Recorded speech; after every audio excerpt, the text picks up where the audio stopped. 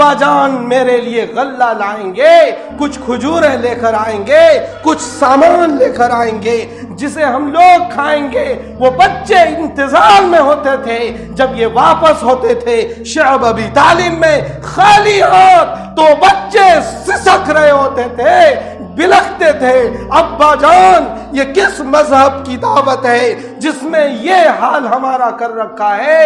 وہ جوان محمد کے پاس جاتے تھے، اے محمد تم کس اللہ کی دعوت دیتے ہو؟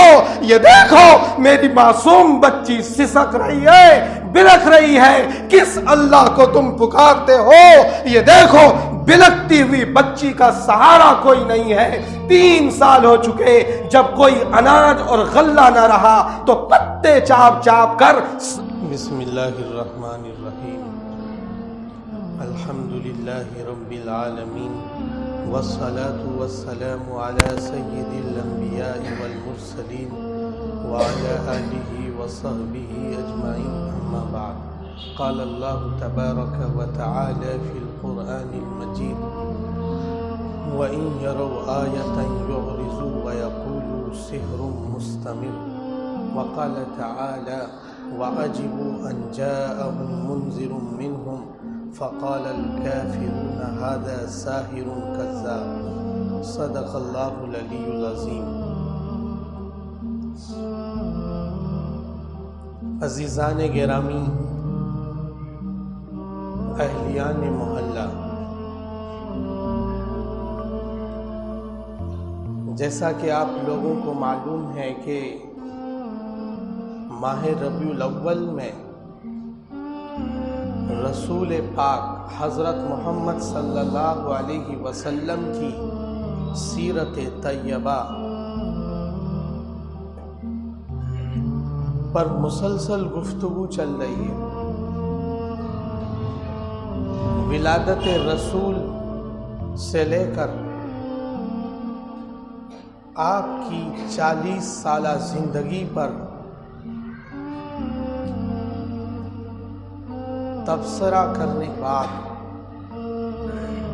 آج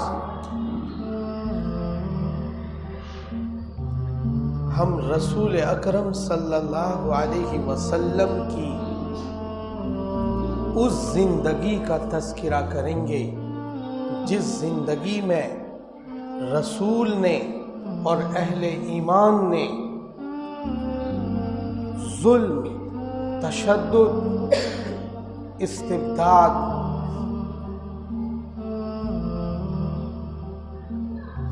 اور نہ جانے کن کن مصائب کا سامنا کیا، اور یہ 1 یا 2 دن یا مہینے یا 2 مہینے کی لائف نہیں ہے، رسول کی مسلسل 13 سال کی عجیب زندگی ہے۔ ایسی زندگی جس زندگی کے بارے میں رسول نے خود فرمایا کہ مجھے اتنا ستایا گیا، مجھے اتنی تکلیف دی گئی کہ اس کائنات میں سلسلے نبوت میں کسی پیغمبر کو، کسی نبی کو اتنا نہیں ستایا گیا، اتنی مصیبتیں نہیں پہنچائی گئیں، اتنی تکلیفیں نہیں پہنچائی گئیں۔ اور یہ سلسلہ مہینے 2-4 مہینے، سال 2 سال کا نہیں تھا، مکمل 13 سال تک 13 سال تک آپ علیہ السلام نے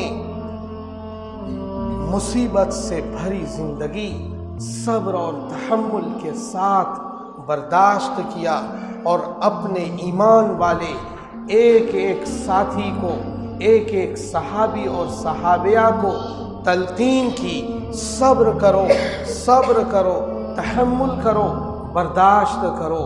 اور اس برداشت کا یہ سلسلہ 13 سال تک مسلسل چلتا رہا۔ جب رسول پاک صلی اللہ علیہ وسلم نے کوہ صفا پر بلا کر اپنے خاندان کو، قریش مکہ کو، بنو ہاشم کو اور مکے کے ایک ایک خاندان کے سردار کو بالواسطہ یا بلا واسطہ بلا کر ان کے سامنے اللہ کا پیغام سنایا، لا الہ الا اللہ تفلحو، اے مکے کے لوگوں، اے لات اور عزا کی پرستش کرنے والے لوگوں، اے مٹی کے مورتی کے سامنے سیلوٹ مارنے والے لوگوں، تمہیں ایک اللہ کی دعوت دیتا ہوں اور یہ بتاتا ہوں کہ ایک ہی اللہ ہے جو عبادت کے لائق ہے، ایک ہی معبود ہے جس کی عبادت کی جائے گی، ایک ہی خدا ہے جس کے سامنے سجدہ کیا جائے گا، ایک ہی اللہ ہے جس سے بیماری میں، مصیبت میں، مسائل میں مدد مانگی جائے گی۔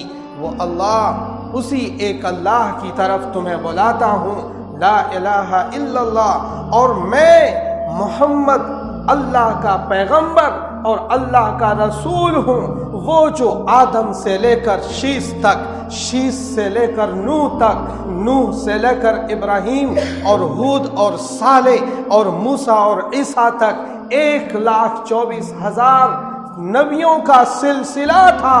اس سلسلے کا آخری پیغمبر، اللہ کا محبوب پیغمبر بنا کر اللہ نے مجھے بھیجا، اور غار حرا میں، یہ حرا پہاڑی اس کا غار گواہ ہے، ان سے جا کر پوچھو، جبریل امین نے مجھے آ کر بتایا، اقرأ بسم ربک الذی خلق، خلق الانسان من علق، اقرأ وربک الاکرم الذی علم بالقلم، علم الانسان ما لم یعلم۔ اس عظیم جبریل فرشتہ نے مجھے بتایا کہ تم اللہ کے پیغمبر ہو، اے مکے کے لوگوں، اے قریش کے لوگوں، اے میرے رشتہ داروں، تمہیں یہ بتاتا ہوں کہ تم ایک اللہ کی طرف آ جاؤ، تم کلمہ پڑھو، یہ عرب عجم تمہارا غلام ہو جائیں گے، تم دنیا اور آخرت دونوں جہان میں کامیاب ہو جاؤ گے۔ اس دعوت کے بعد جو مکے کے لوگوں نے جو رسول سے محبت کرتے تھے، جو محمد کو امین اور صادق کہتے تھے، جو محمد کو ان کی ایک ایک آواز کی تصدیق کرتے تھے، محمد کو امین مانتے تھے، سارے مکے کے اندر محمد سے زیادہ شریف النسب انسان، نوجوان کسی اور کو نہ مانتے تھے۔ اس محمد کے خلاف مکے کے ایک ایک انسان نے مہم چھیڑ دی۔ انہی رشتہ داروں نے جسے محمد چچا کہہ کر پکارتے تھے، انہی رشتہ داروں نے جنہیں محمد بھائی کہہ کر پکارتے تھے، انہی رشتہ داروں نے جنہیں محمد اپنے تمام رشتہ داری کا حوالہ دے کر پکارتے تھے، ان لوگوں نے آپ کی زندگی پر اتنی مصیبتیں برسائیں اور آپ کی زندگی کو ایک عجیب و غریب زندگی بنا دی۔ آپ چلنے لگے، راستے میں کانٹے بچھائے جانے لگے، آپ گفتگو کرنے لگے، آپ کے خلاف مہم چلائی جانے لگی، اور مکے کے سرداروں نے آپ کے خلاف مسلسل پلاننگ شروع کر دی۔ چنانچہ رسول اللہ نے 3 سال تک خفیہ دعوت کا پلان بنایا تھا۔ یہ جو کوہ صفا پر اعلان کیا، اس اعلان سے پہلے 3 سال تک دربردہ راز میں کسی ایک کو پکڑ کر، کسی رشتہ دار کو بلا کر، کسی ایک آدمی سے انفرادی میٹنگ کر کے انہیں بتاتے تھے، فلاں تم آ جاؤ، میں اللہ کا پیغمبر ہوں۔ ایک ایک رشتہ دار کو ٹارگیٹ کیا، جنہیں مانوس دیکھتے تھے، جن کے بارے میں محمد کو یہ لگتا تھا کہ یہ نیک طبیعت کا انسان ہے، یہ اخلاق، ان کے اخلاق بہتر ہیں، انہیں پکڑتے تھے، انفرادی میٹنگ کرتے تھے، اور انہیں اللہ کے کلمے کی دعوت دیتے تھے۔ یہ 3 سال تک مسلسل سلسلہ چلا۔ 3 سال کے بعد رسول اللہ نے اعلانیہ مکے میں، بالکل اعلانیہ مکے میں دعوت شروع کر دی۔ ایک ایک فرد، مرد اور عورت تک یہ پیغام پہنچایا کہ میں محمد بن عبداللہ بن عبد المطلب بن ہاشم بن عبد مناف بن قصی بن کلاب بن مرہ بن کعب بن لوئی بن غالب بن فہر بن مالک بن مزر بن کنانہ بن خزیمہ بن مدرکہ بن الیاس بن نضر بن نزار بن معد بن عدنان اللہ کا عظیم پیغمبر بنا کر مجھے بھیجا گیا. آیت سنائی وَإِن يَرَوْا آیَةً يُعْرِضُوا وَيَقُولُوا سِحْرٌ مُسْتَمِرٌ. اور اگر یہ کفار مکے کے قریش انہیں کوئی معجزہ دکھایا جاتا تھا، ابو جہل نے کہا کہ اگر تم پیغمبر ہو تو یہ میری مٹھی میں کنکریاں ہیں، اسے کلمہ پڑھا کر تم دکھاؤ. رسول نے اشارہ کیا، کنکریوں نے کہا لا الہ الا اللہ محمد الرسول اللہ. رسول سے انہوں نے کہا کہ تم درخت کی طرف اشارہ کر کے دکھاؤ. رسول نے درخت کی طرف اشارہ کیا، درخت چلتا ہوا رسول کی طرف آ کر پھر واپس ہوا. ان کو جب یہ معجزہ دکھایا کہ رسول نے چاند کی طرف اشارہ کیا اور چاند کے 2 ٹکڑے ہوئے، تو انہوں نے اعلان کیا ھذا سحر مستمر، یہ رسول محمد کا کھلا ہوا جادو ہے. رسول کے معجزے کو مکے کے لوگوں نے جادو بتایا اور یہ کہا کہ یہ جادو کا منتر چلاتے ہیں اور یہ جادوئی منتر جانتے ہیں، جس سے یہ الگ الگ چیزیں لوگوں کو دکھا کر ہمارے معبودوں کے خلاف بھڑکا رہے ہیں. رسول کہتے تھے کہ یہ جادو نہیں ہے، یہ شاعری نہیں ہے، یہ کہانت نہیں ہے، یہ نجومیوں کا کلام نہیں ہے، یہ میرے اللہ نے تم پر کلام الہی قرآن مجید اتارا ہے. اس قرآن کریم کو میں لے کر تمہارے لیے آیا ہوں. اور یہ معجزہ رسول نے جب دکھایا تو مکے کے سرداروں نے، کسی نے کہا یہ جادوگر ہے، کسی نے کہا یہ شاعر ہے، کسی نے کہا یہ مجنون دیوانہ ہے. رسول کو دیوانہ بتایا، اس نوجوان کو دیوانہ بتایا جس نوجوان کے بارے میں وہی لوگ کہتے تھے اگر عقل و دانش کا کوئی نوجوان ہے تو وہ محمد ہے. مکے کی سرزمین پر اگر کوئی سچا اور امین اور عقل و خرد کی بات کرنے والا ہے تو وہ محمد ہے. محمد کے فیصلوں پر وہ لوگ آمنا صدقنا کہتے تھے، لیکن آج انہوں نے رسول کو بتایا کہ نہیں، یہ مجنون ہے، یہ دیوانہ ہے. آیت کریمہ اللہ نے اتاری انہو لقول رسول کریم، اور آیت کریمہ اللہ نے اتاری وما ہوا بقول شاعر قلیلا ما تؤمنون. اللہ تعالیٰ نے بتایا کہ یہ محبوب میرا مجنون اور دیوانہ نہیں ہے. کیا تمہیں لگتا ہے کہ یہ محمد بن عبداللہ دیوانہ ہے؟ کیا اس کی گفتگو دیوانگی کی ہوتی ہے؟ کیا اس کا ان کی چلت پھرت، ان کا نظام زندگی دیوانگی کی طرح ہے؟ تم خود بتاؤ.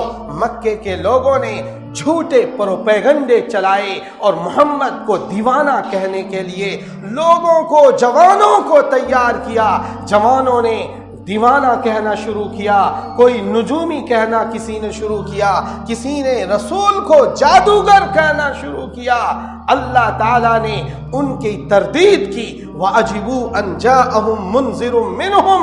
ان مکے والوں کو اس بات پر تعجب ہوا کہ انہی میں سے ایک ڈرانے والا پیغمبر محمد آ گیا، انہی کے خاندان سے، انہی کی برادری سے، انہی کے قبیلے سے. وَعَجِبُوا أَن جَاءَهُم مُنذِرٌ مِّنْهُمْ. انہی میں سے ایک ڈرانے والا ان کے بیچ آیا ہے. اس پر ان کو تعجب ہوتا تھا کہ رسول اس طرح کیسے ہماری برادری میں بشر، انسان کیسے رسول ہو سکتا ہے؟ ان کا ماننا تھا کہ رسول تو کوئی فرشتہ ہونا چاہیے، بشر یہ تو ہماری طرح کھاتا پیتا ہے، یہ ہماری طرح بازاروں میں جاتا ہے، یہ ہماری طرح لوگوں سے باتیں کرتا ہے، یہ ہماری طرح گلیوں میں چلتا ہے، یہ ہماری طرح کھانا کھاتا ہے، پھر یہ رسول کیسے؟ انہیں اس بات پر تعجب تھا. وَعَجِبُوا أَن جَاءَهُم مُنذِرٌ مِّنْهُمْ عنهم فقال الكافرون هذا ساحر كذاب، کافروں نے کہا کہ یہ جادوگر ہے اور نبوت کے دعوے میں کذاب اور جھوٹا ہے، نعوذ باللہ۔ یہ بات پلاننگ سے مکے میں چلائی گئی۔ رسول اپنی دعوت میں روز بروز محنت کرنے لگے۔ محنت کے بعد ایک چھوٹا سا قافلہ ایمان والوں کا تیار ہوا اور ادھر مکے کے لوگوں میں تشویش بڑھنے لگی کہ یہ محمد کا قافلہ بڑھتا چلا جا رہا ہے، ایک دن ایسا نہ آ جائے کہ ہم پر یہ غالب آ جائیں۔ چنانچہ مکے کے لوگوں میں طرح طرح کی رسول کے خلاف پلاننگ شروع ہو گئی۔ کبھی رسول کو مارنے کے لیے پلاننگ کی جاتی تھی، کبھی رسول کو تکلیفیں دی جاتی تھیں، کبھی رسول کو لالچ دیا جاتا تھا کہ رسول اگر تمہیں دولت چاہیے تو ہم دولت اکٹھی کرتے ہیں، تمہیں دولت دیتے ہیں، اگر تمہیں سرداری چاہیے تو ہم تمہیں اپنا سردار بنا لیتے ہیں، اگر تمہیں حسین ترین عورت چاہیے تو عرب کی حسیناؤں کا بازار لگا دیں گے اور تم جس حسینہ کو چاہے چن لینا۔ یہ پلاننگ کر کے رسول کو لالچ دینے لگے۔ محمد نے کہا نہ دولت کی لالچ ہے، نہ عورت کی لالچ ہے، نہ سرداری کی لالچ ہے، میرے اللہ نے پیغام دیا ہے کہ لوگوں کو بتاؤ وَأَنذِرْ عَشِيرَتَكَ الْأَقْرَبِينَ وَاخْفِضْ جَنَاحَكَ لِمَنِ اتَّبَعَكَ الْمُؤْمِنِينَ، یہ لوگوں کو بتاؤ اور اپنے رشتہ داروں کو میری طرف بلاؤ، میں اللہ کا پیغمبر ہوں، مجھے دولت نہیں چاہیے، میں اللہ نے مجھے وما ارسلناک الا رحمتا للعالمین، مجھے اللہ نے رحمت بنا کر دنیا میں بھیجا ہے، میں لالچی بنا کر، دولت کا حریص بنا کر دنیا کمانے کے لیے نہیں بھیجا گیا ہوں، میں ایک ایک فرد بشر کو اللہ کا راستہ دکھانے کے لیے، جہنم سے بچا کر جنت کی طرف لے جانے کے لیے آیا ہوں۔ یہ رسول نے انہیں سمجھایا۔ جب انہیں لگا کہ نہیں سمجھتے تو رسول کے اوپر طرح طرح کی اور پلاننگ شروع کی۔ عقبہ ابن ابی معیط کو ابو جہل نے تیار کیا کہ جب محمد کعبے میں آ کر نماز پڑھے تو تم اونٹنیوں کی اوجھڑیاں لا کر ان کی گردن پر، ان کی پیٹھ پر ڈال دینا۔ چنانچہ اس طرح سے پلاننگ کے ساتھ عقبہ ابن ابی معیط نے رسول جب سجدے میں گئے، ان کی کمر پر، ان کی پیٹھ پر، گردن پر اوجھڑیاں ڈال دی گئی۔ حضور پریشان تھے، لونگ سجدہ کیا رسول نے۔ ادھر مکے میں وہیں پاس کھڑے ہو کر ابو جہل اور ان شیطانوں کا ٹولہ ان پر، رسول پر ہنسی اور مذاق اڑا رہے تھے، رسول کو دیکھ کر ٹھٹھے کر رہے تھے۔ ادھر فاطمہ دوڑی آئی، وہ فاطمہ جو جنت کی عورتوں کا سردار ہے، وہ فاطمہ دوڑی ہوئی آئی اور کہا ابو جہل، میرے ابا جان نے تمہارا کیا ہے کہ تم یہ سزائیں میرے ابا جان کو دے رہے ہو۔ ادھر سے ابو بکر رضی اللہ تعالی عنہ دوسرے دن آئے تو دیکھا کہ وہی عقبہ ابن معیط رسول کی گردن میں گمچھا لگا کر کھینچ رہا ہے۔ ابو بکر نے کہا اے ظالم، تو کیوں محمد کے پیچھے پڑا ہوا ہے؟ صرف اس لیے کہ یہ ایک اللہ کی طرف تمہیں بلاتا ہے، ایک اللہ کو بلاتا ہے اور ایک اللہ کی دعوت دیتا ہے، تم اس لیے محمد کو تکلیف دینا چاہتے ہو۔ اس کا مونڈھا پکڑ کر ابو بکر نے پیچھے کی طرف کھینچا اور انہیں سمجھایا، لیکن وہ اوباش اور مکے کے وہ رئیس زادے بچے اور رئیس ماننے والے باز نہیں تھے، وہ رسول پر مسلسل پلاننگ کرتے رہے۔ ایک دن ابو جہل نے یہ سوچا کہ محمد اب ماننے کا نہیں ہے، تو انہوں نے ایک پتھر بڑا سا سیٹ کیا کہ جب رسول سجدے میں جائیں گے تو میں اوپر سے پھینک کر ان کا بھیجا اڑا دوں گا۔ چنانچہ ابو جہل اسی طرح آیا بالکل طاق میں تھا، محمد کعبے کے سامنے نماز میں شریک ہوئے، جب سجدے میں گئے تو ابو جہل پتھر لے کر آگے بڑھا اور ٹھٹک کر پیچھے بھاگا، اور وہ پتھر پھینکنے کی میں بھی ایسا لگ رہا تھا کہ وہ چپک گیا ہو اس کے ہاتھوں میں۔ ابو جہل سے ان کے ساتھیوں نے پوچھا کہ کیا ہوا، تم واپس کیوں بیک مار رہے ہو؟ نو کہ وہ دیکھو محمد کے پیچھے عرب کا وہ اونٹ کھڑا ہے جس اونٹ کی طرح میں نے دیکھا ہی نہیں، وہ ایسا لگتا ہے میری کھوپڑیاں اوپر سے اکھاڑ لے جائے گا۔ سو ابو جہل بھاگا، اور پھر رسول کی حفاظت اللہ پاک نے فرمائی۔ جب یہاں بھی لوگ باز نہ آئے، بازار ذی المجاز میں، مکے کے بازار کا نام تھا بازار ذی المجاز، اس بازار ذی المجاز میں رسول چلتے تھے اور لوگوں سے کہتے تھے، لوگوں ایک بزنس مین تک رسول نے پیغام پہنچایا، بازار اور مارکیٹ کے ایک دکانداروں تک رسول نے پیغام پہنچایا، لا الہ الا اللہ تفلحو۔ ادھر ان کا چچا عبد العزہ جنہیں ابو لہب کہا جاتا ہے، ابو لہب پیچھے سے آ رہا تھا جو کنکریاں رسول کو پھینک کر مار کر مذاق اڑاتا تھا اور کہتا تھا یہ محمد ہے، یہ جادوگر ہے، اس کی بات نہ سننا، اس کی بات نہ سننا۔ پھر بھی اس بازار میں چند سچے لوگ بھی مل جاتے تھے، وہ پوچھتے تھے کہ یہ کون ہے؟ نو کہ یہ محمد ہے جو یہ کہتا ہے کہ میں اللہ کا پیغمبر ہوں، اور پیچھے کون ہے؟ انہی کا چچا عبد العزہ ہے جو یہ کام کر رہا، اپنے بھتیجے کے خلاف اس نے مہم چھیڑنا کی ہے۔ اسی طرح سے رسول اللہ اپنی دعوت آگے بڑھاتے رہے، اور ایک دن ایسا آیا کہ مکے کے لوگوں نے رسول اور رسول کے خاندانیاں یعنی بنو ہاشم کا بائیکاٹ کیا، اور 3 سال تک شعب ابی طالب میں رسول محصور ہو گئے۔ مکے میں رسول پر بائیکاٹ کا پورا پرچے چپکا دیے گئے، خانہ کعبہ میں تختیاں لٹکا دی گئی کہ رسول اور ان کے ایمان والے ساتھیوں اور ان کے خاندان جو ان کی حمایت کفر کے باوجود کرتے ہیں، ان سے کوئی لین دین نہیں کرنا، کوئی تجارت نہیں کرنی، شادی بیاہ نہیں کرنی۔ یہ سلسلہ 3 سال تک چلتا رہا۔ اگر مکے میں کوئی قافلہ باہر کا بزنس مین کا غلہ اناج بیچنے کے لیے آتا تھا تو ابو لہب جاتا تھا ان کے پاس کہ یہ جب شعب ابی طالب کا کوئی آدمی آ جائے، تم اپنے غلے کی قیمت 3 گنا زیادہ کر دینا تاکہ وہ خرید نہ سکے۔ وہ بیچارے مسلمان آتے تھے اور خریدنے کے لیے بات کرتے تھے تو ان کی قیمت بڑھی ہوئی ہوتی تھی، وہ خرید نہ پاتے تھے۔ یہ واپس جب جاتے تھے تو ان کی بچیاں انتظار میں رہتی تھی کہ اب ابا جان میرے لیے غلہ لائیں گے، کچھ کھجوریں لے کر آئیں گے، کچھ سامان لے کر آئیں گے جسے ہم لوگ کھائیں گے۔ وہ بچے انتظار میں ہوتے تھے، جب یہ واپس ہوتے تھے شعب ابی طالب میں خالی ہاتھ تو بچے سسک رہے ہوتے تھے، بلکتے تھے، ابا جان یہ کس مذہب کی دعوت ہے جس میں یہ حال ہمارا کر رکھا ہے؟ وہ جوان محمد کے پاس جاتے تھے، اے محمد تم کس اللہ کی دعوت دیتے ہو؟ یہ دیکھو میری معصوم بچی سسک رہی ہے، بلک رہی ہے، کس اللہ کو تم پکارتے ہو؟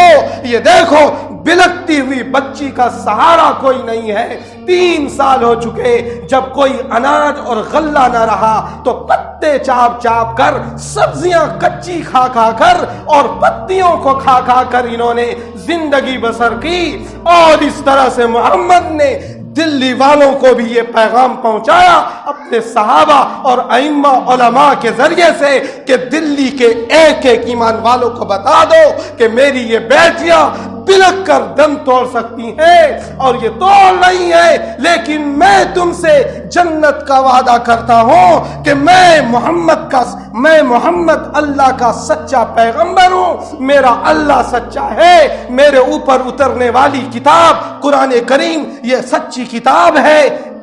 یہ بات آپ تک پہنچائی جا چکی ہے۔ کھڈا کالونی کے ایک ایک ایمان والے تک یہ پیغام پہنچ چکا. الف لام میم ذالک الکتاب لا ریب فیہ ھدی للمتقین الذین یؤمنون بالغیب ویقیمون الصلاۃ ومما رزقناہم ینفقون. 3 سال تک یہ بائیکاٹ والا جو شعب ابی طالب میں محمد نے جھیلا، آپ کے رنگٹے کھڑے ہو جائیں گے. تم روزی روٹی کے لیے دین سے بھاگنے لگتے ہو.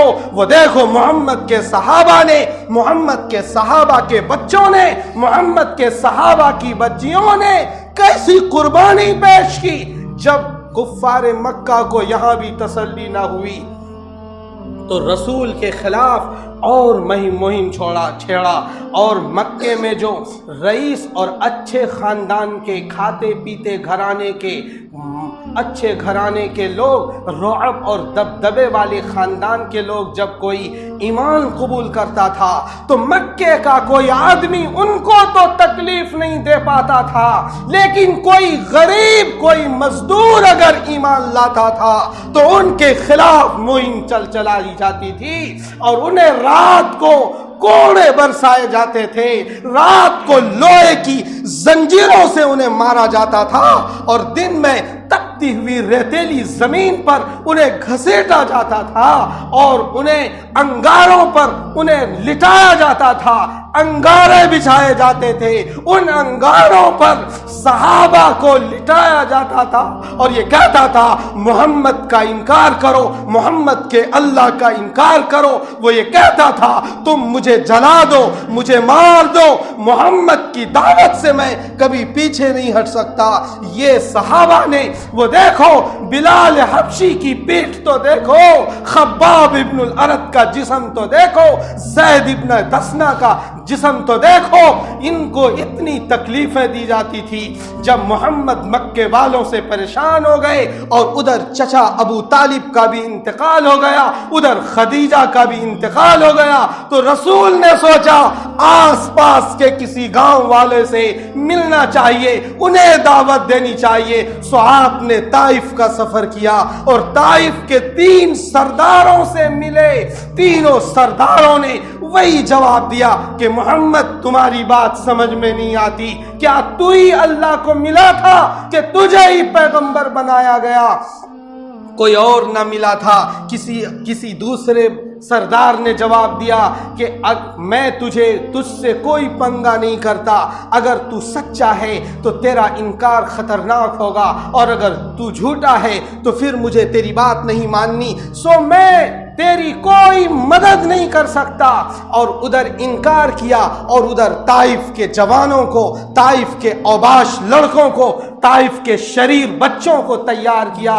رسول نے 3 میل تک ان اوباش لڑکوں کی کنکریاں، ان کے پتھر کھائے. 1-2 میٹر نہیں، 1-2 میٹر نہیں، مسلسل 3 میل تک پتھر کھاتے رہے. اور حضور کا آزاد کردہ غلام زید ابن حارثہ رسول کے پیچھے، رسول کے لیے آڑ بنے ہوئے تھے، لیکن پھر بھی رسول پر اتنی مار لگائی تھی ان ظالم نوجوان اوباش لڑکوں نے، گنڈے لڑکوں نے، کہ رسول کے جسم سے خون بہنے لگا، اور رسول کے سر سے خون بہ کر آپ کی جوتیوں میں خون چلا گیا، اور رسول کی جوتی آپ کے پیر سے چپک گئی، اور رسول بھاگتے رہے. نہ کوئی درخت تھا، نہ کوئی عمارت تھی، نہ کوئی ہتھیار تھا، نہ کوئی ڈھال تھا جن سے رسول بچتے. یہ سارا منظر اللہ دیکھ رہا تھا، یہ سارا منظر رسول کا جبریل امین دیکھ رہے تھے، میکائیل دیکھ رہا تھا، اسرافیل دیکھ رہا تھا. دنیا جہان کا ہر کچھ سوگوار تھا، غمگین تھا کہ یہ کیا محمد کے ساتھ ہوا جا رہا ہے. آخر میں مکے کے قریب آ کر آپ نے اپنے ہی دشمن عتبہ ابن ربیعہ کے باغ میں پناہ لی.